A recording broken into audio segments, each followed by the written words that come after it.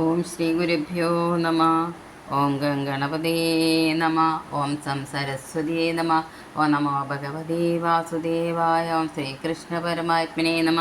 ശ്രീമദ് നാരായണീയം ദശകം 28. ലക്ഷ്മി സ്വയംവരവും അമൃത പ്രാദുർഭാവവും. ശ്ലോകം 6.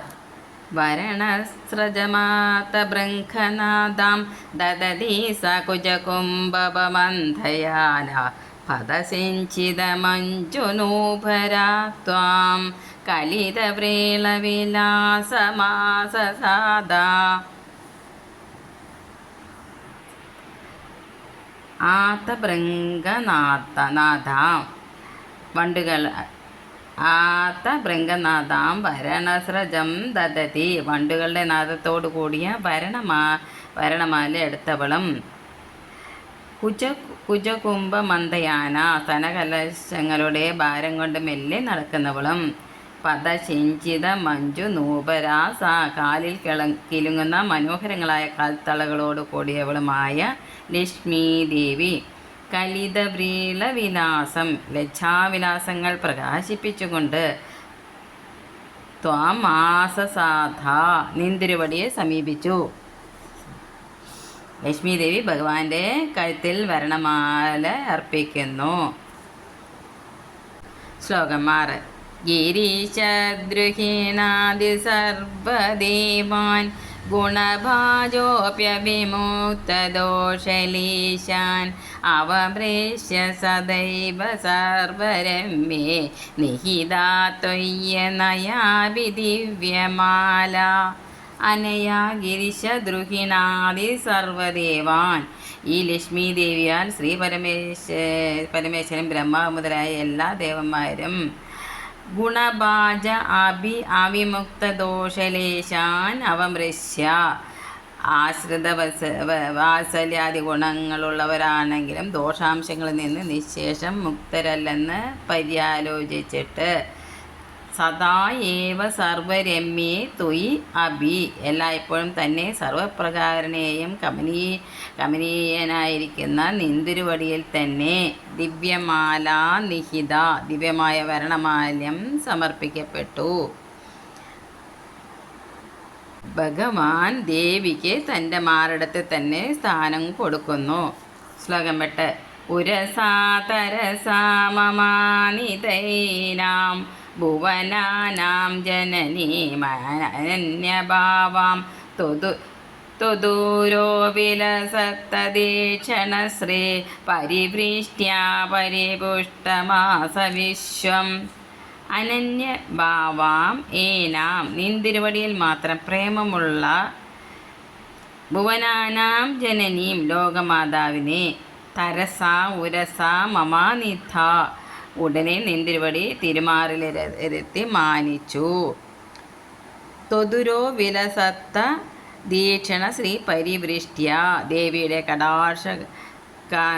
നിന്തിരുവടിയുടെ തിരുമാറിൽ വിലസുന്ന ദേവിയുടെ കടാക്ഷകാന്തിയുടെ എങ്ങുമുള്ള വർഷത്താൽ വിശ്വം പരിപുഷ്ടം ആസ ജഗത്ത് സർവസമ്പത്സമൃദ്ധമായി ഭവിച്ചു. ഐശ്വര്യത്തിൻ്റെ അധിഷ്ഠാനം ഭഗവാൻ മാത്രമാകുന്നു എന്ന് താൽപ്പര്യം. ഉടനെ തന്നെ മറ്റൊരാളിലും തന്നെ താല്പര്യമില്ലാത്തവളും ലോകങ്ങളുടെ മാതാവുമായ ഈ ലക്ഷ്മി ദേവിയെ മാറിടത്തിൽ എത്തിക്കൊണ്ട് അങ്ങ് ബഹുമാനിച്ചു. അങ്ങയുടെ മാടത്ത് പലസിക്കുന്ന ആ ദേവിയുടെ കടാക്ഷമാകുന്ന ഐശ്വര്യത്തിൻ്റെ വർഷത്താൽ എല്ലാ ലോകവും സർവസമ്പത്തുമായി ഭവിച്ചു. ശ്ലോകം 9. അതിമോഹന വിഭ്രമാതദാനീം മദയന്തി ഖലു വാരുണീ നിരാഗാ തമസ പദവേ മദാസ്ത്വമേന മതിസമ്മാനനയാ മഹാസുരേഭ്യ. തദാനീം അതിമോഹന വിഭ്രമ ആ അവസരത്തിൽ അത്യന്തം മോഹജനക മായാവിലാസത്തോടുകൂടിയ മദയന്തി വാരുണീ നിരാഗാത് ഖലു മതം ഉണ്ടാക്കുന്ന വാരുണീ ദേവി ആവിർഭവിച്ചുവല്ലോ. തമസ പദവിയും ഏനാം അജ്ഞാനത്തിന് ഹേതുബോധിയായ അവളെ അതിസമ്മാനനയാ മഹാസുരേഭ്യാധ അത്യന്തം ബഹുമാനത്തോടെ മഹാസുരന്മാർക്ക് അവിടുന്ന് സമ്മാനിച്ചു. അതിനുശേഷം വളരെയധികം മോഹത്തെ ഉണ്ടാക്കുന്ന വിഭ്രമത്തോടു കൂടിയതും മതത്തെ ഉണ്ടാക്കുന്നതുമായ വാരുണി, അതായത് മദ്യം ഉയർന്നു വന്നുവത്രേ. തമോ ഗുണപ്രധാനമായ ഈ മദ്യത്തെ അങ്ങ് വലിയ ബഹുമാനത്തോടു കൂടി അസുരപ്രധാനികൾക്കായി ദാനം ചെയ്തു.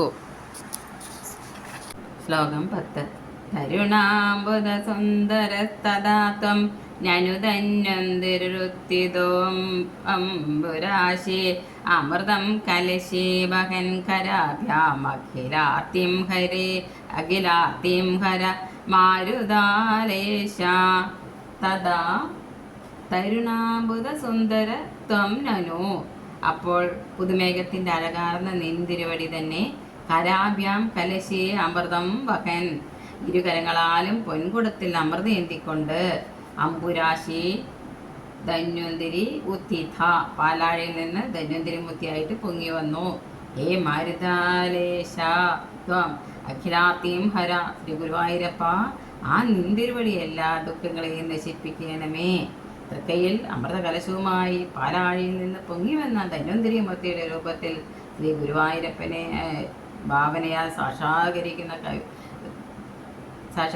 കവി പ്രാർത്ഥിക്കുന്നത് തനിക്ക് വാതരോഗശാന്തി നൽകണമേ എന്നല്ല, തൻ്റെ എല്ലാ ദുഃഖങ്ങളെയും നശിപ്പിക്കണമേ എന്നാണ് എന്നുള്ളത് പ്രത്യേകം ശ്രദ്ധേയമാകുന്നു.